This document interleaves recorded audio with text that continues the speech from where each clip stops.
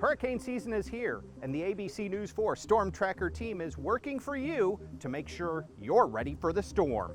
From the Holy City to the nation's capital, I met with Congressman Joe Cunningham, and he talked to me about how he's taking the Low Country's flooding problems to lawmakers in Washington. Knowing your risk, I break down the 4 main hazards with a hurricane and take a look at some impacts from recent storms. And I hit the roads with Traffic Tracker Trooper Bob. We talked about the ins and outs of hurricane evacuation and what you should bring with you when you leave. I sat down with Mark Sudduth of HurricaneTrack.com. We talked about Hurricanes Florence and Michael, and he was on the ground for both of those storms, and they both had a great impact on him. This ABC News 4 Ready for the Storm Hurricane Special is sponsored by Charleston Tree Experts. Here at ABC News 4, we use Storm Tracker days to let you know well in advance when bad weather is approaching. If we don't think it's going to be too bad, but there will be some small impacts, we light our traffic light green with low impacts and a low confidence that things are going to happen. Then when we light the yellow light, that means things are getting a little more serious. Moderate impacts with moderate confidence. But when we have the light lit red, that's when things get really bad. High impacts and a high confidence. This means something like a hurricane is coming right our way. Here you see hurricane would be the impact. We'd put the symbol up there and light the light red if that were the case. Fortunately, it doesn't look like we're going to have to light that light anytime soon, and I certainly hope we don't. Here are the events with the hurricane. We get the hurricane force winds, storm surge, and isolated tornadoes. The impacts for us would be downed trees, flooding, and power outages. We just like to prepare you ahead of time so that you can get your family and your house ready in case a disaster heads our way. When dealing with a hurricane, it's important to know the risks. There are 4 main risks: storm surge, high winds, heavy rain and flooding, and tornadoes. And keep in mind the impacts will vary with each storm. So here we have a hurricane, the eye wall. Now in this example, let's say a storm is moving north into South Carolina. So we like to break the storm up into 4 quadrants. So in that front right quadrant, we're looking at the maximum hurricane impact. Now in the front left, significant storm surge. In the back right, significant wind. And in the back left, it's going to be the weakest quadrant, but it is still dangerous. So let's start with the storm surge. That is the greatest threat to life and property. So here we have the normal sea level. Okay, we've got that abnormal rise in water. There's that ocean surge that is caused by the wind.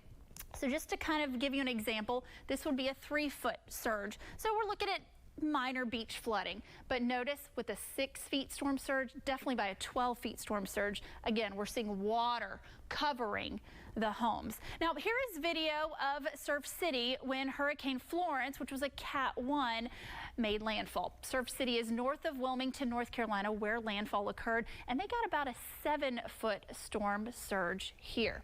All right, now let's talk about winds. So we use the Saffir-Simpson scale. So we go from category 1 to category 5. So anything over 74 miles per hour or greater is classified as hurricane force. Now keep in mind, hurricane force winds can destroy buildings and mobile homes and can spread inland.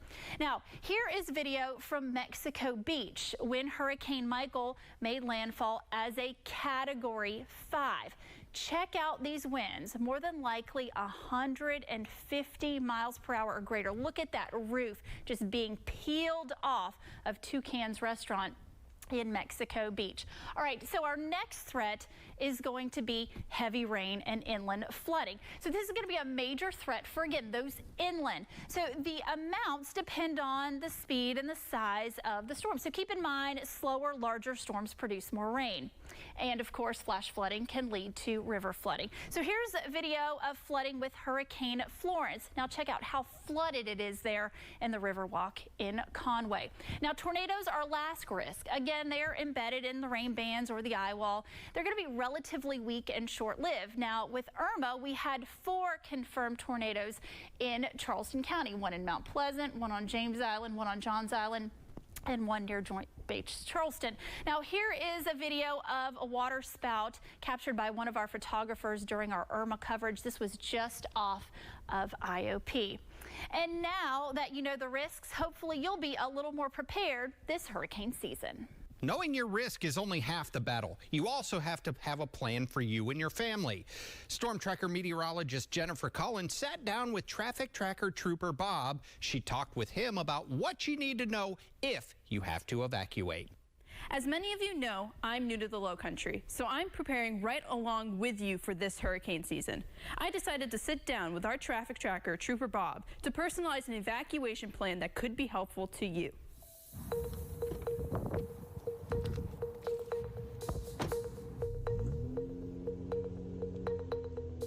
Being new to the Lowcountry, what are some things that people should know ahead of hurricane season to prepare them for the chance of evacuation? Know your zone. That's what we try to tell everybody. For example, if you're evacuating from Mount Pleasant, you can take I-26, 526, Highway 17, or 41. During Florence and Matthew, the governor ordered lane reversals. You have to figure when that lane is reversed, or lanes are reversed from 526 on Interstate 26 towards Columbia, that's almost 100 miles of lanes that are reversed. So if you're in the reversal part, just like we're watching right now, if you're going westbound in the eastbound lanes, then you're not going to have all those exits available to you just like you would in the true westbound side. But they are available, but they're few and far between here and Columbia. Bottom line, when people are evacuating for a storm, there will most likely be delays, even with all the preparation. Bring your kids, don't forget them. Bring toys and stuff to keep the kids occupied, because you might be sitting in traffic for a while. Not because there's not enough personnel handling the hurricane route, but there might be a collision in front of you. It is important to plan ahead. Have a place to go ahead of time. Don't just think that you're going to go inland and try to get a hotel room there, because thousands and hundreds of thousands of people are probably thinking the same as you. Make those reservations ahead of time. But you may not have to drive hundreds of miles or even to a different state. Know the local shelters, and there are pet-friendly shelters too. And you can stay there depending on this hurricane. If it looks like it's going to be a minimal impact, but you don't want to stay in your house, go to the shelter. But no matter where you shelter from the storm, make sure you have the basics, such as non-perishable food, water, flashlight, and batteries. Preparing now may make your evacuation a little less stressful. Jennifer and Trooper Bob just touched on the items you should have in case of a hurricane. The basics include non-perishable food and bottled water. The National Hurricane Center recommends you pack 1 gallon of water per person per day for at least 3 days. You'll also need flashlights and extra batteries, cash, and a wireless cell phone charger. Also, don't forget to think about things like prescription medications, glasses, and contact lens solution, as well as food for any pets. When we come back, the Hurricane Hunter became the Hurricane Hunted. I talked with Mark Sudduth about the experience chasing 2 major storms last year.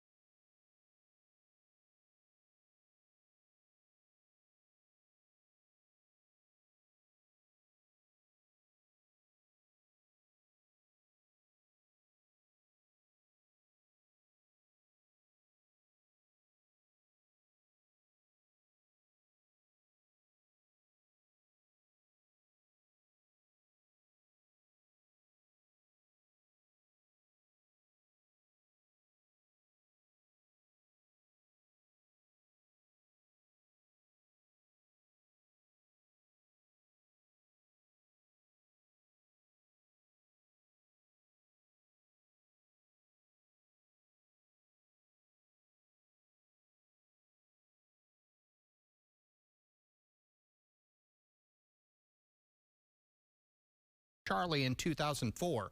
I sat down with him and talked about the valuable information these storms have taught him. The 2018 hurricane season had devastating impacts on the United States, and one of those storms, Hurricane Florence, was close to home. So we set up a camera box. In fact, can I reset it? So we set up one of these boxes right here to monitor what the Neuse River was doing in downtown New Bern, right along the waterfront. It ran for 3 days. We set it up when it was bright and sunny, just like it is now.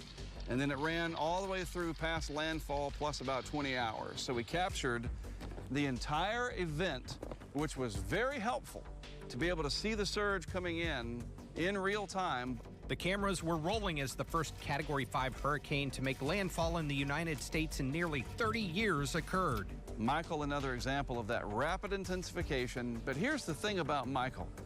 It didn't intensify early and then kind of peter out as it came in. It intensified up to the point of landfall, and you could maybe even argue a couple of hours after. It just kept going. That eye became much more defined and circular, just an incredible scientific event. Unfortunately, it had very negative consequences on the ground. There has never been video in the U.S. like Sudduth got during Michael last year. With Michael, it's also about the wind, being able to see Category 4 and 5 wind. It's very difficult to know how fast the wind is blowing through our video, but just looking at what's happening to those buildings as they come apart, and then you equate that to what you've seen in tornado video. Forecasters are taking notice and hopefully making better predictions to save lives. The National Hurricane Center will be using the data, actually a lot of it from Florence, to understand waves better in storm surge going forward, because our video from Surf City captured the entire event.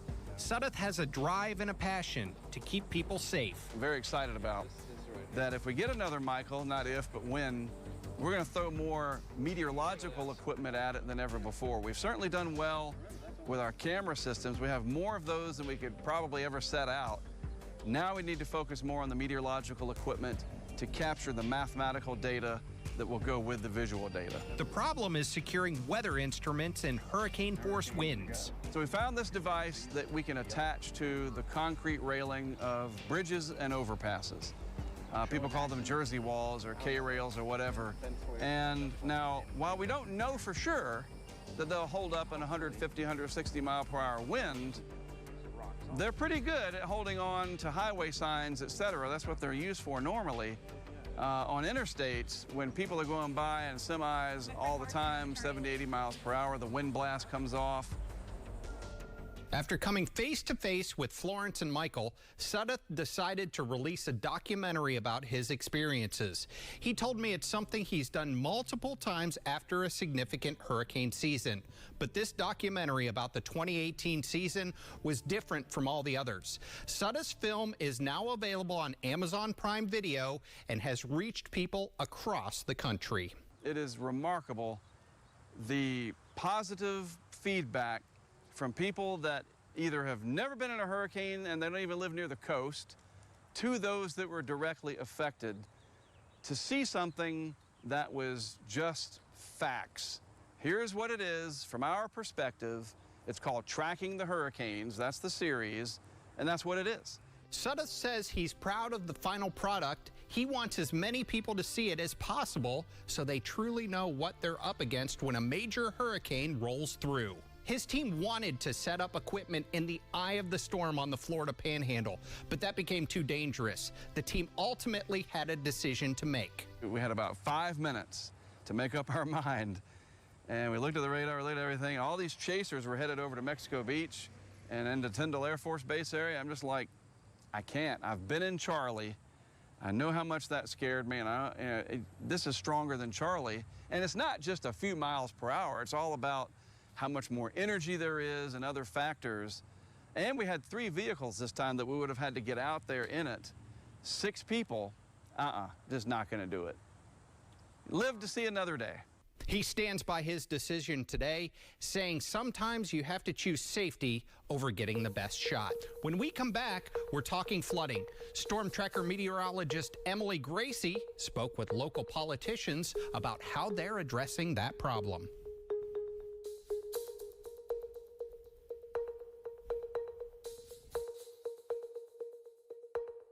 This ABC News.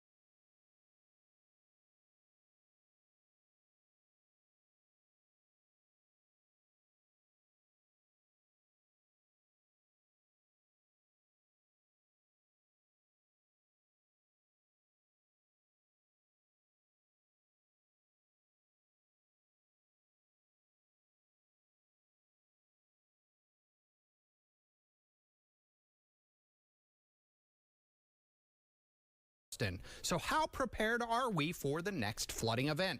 Storm Tracker meteorologist Emily Gracie talked to local and federal leaders to see what's being done right now to keep the peninsula safe from the next storm.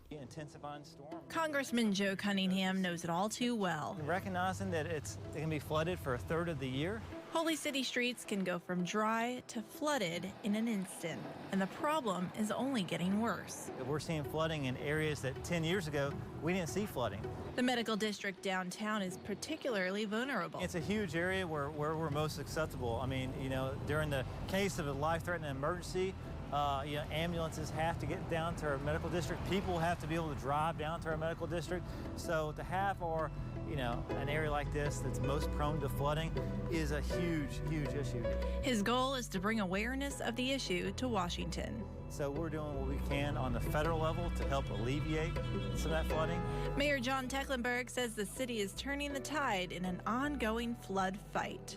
So I believe the best buck we can spend right now in the short term is to get our existing drainage systems working to their best capacity. He and others are looking to the past to try and solve problems of the future. There were some small drainage sewage tunnels that were put in the city in the 1850s on the peninsula. We call them the archway tunnels, and we're cleaning them out so that they can be reutilized with existing, more modern infrastructure that's out there. So we're rehabbing the old and putting in new. They're also tapping into more high-tech solutions. The installation of check valves all around the peninsula and some West Ashley. And what a check valve does, it prevents the flow of tidal water from coming and backing up into our stormwater system. Leaders know this is a long-term problem. The combination of extreme weather and sea level rise and these hurricanes that we see inform us that if we want to look out 50 or 100 years for the future of our city and its livability for our children and our grandchildren, we need to make some changes. The colloquium is sort of the end of our discovery phase. For that, the city has been seeking advice from experts overseas. The Netherlands, where 40% of the country is below sea level.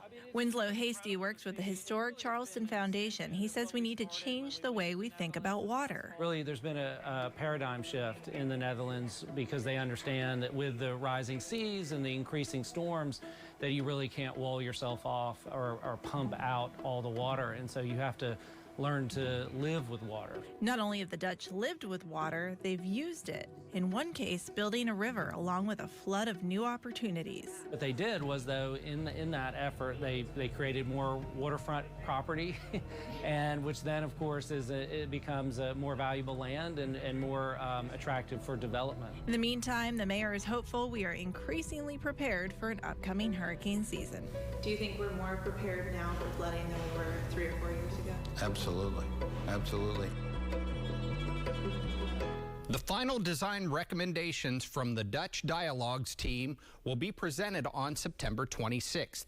That meeting will take place at 2 George Street at 6 p.m. Finally tonight, from flooding to wind damage, Storm Tracker meteorologist Jennifer Collins shows us why it's important to prepare your property ahead of the storm. This laurel oak is finally coming down. It's threatened a downtown Charleston family's home for 2 months. The 30-year-old tree split and fell in the backyard after a strong afternoon thunderstorm. But it wasn't just the wind. It is infested with termites. Termites had feasted on it. The shed was holding part of it up and out of the backyard. The stem could break at the base, toppling over onto the house. We also have a concern with the other 2 stems failing at this point. Homeowners tried to take it down. The task was just too difficult, so we called a certified arborist to remove it. Today, we're just going to remove the stem, then conduct another assessment afterwards, see if there's any chance of salvaging the rest of the tree. If not, we'll come back and remove the rest later. Imagine what could have happened if it wasn't taken care of before a hurricane. So you need to have the trees inspected. Depends on the tree. Limbs generally will break during the storms if they're weak, or if the tree's weak, or if the tree has a disease. Charleston tree experts say, do what this homeowner's doing. Take care of it now. It'll be one less thing to worry about when the next storm rolls through the Lowcountry and they get really busy. This hurricane season and every hurricane season, Our Storm Tracker team is making sure you're in the know from the ABC News 4 studio right here in Mount Pleasant. I'm Emily Gracie. I'm Sonia Stevens. I'm Jennifer Collins. And I'm Dave Williams, always working for you. News 4 Ready for the Storm Hurricane Special is sponsored by Charleston Tree Experts.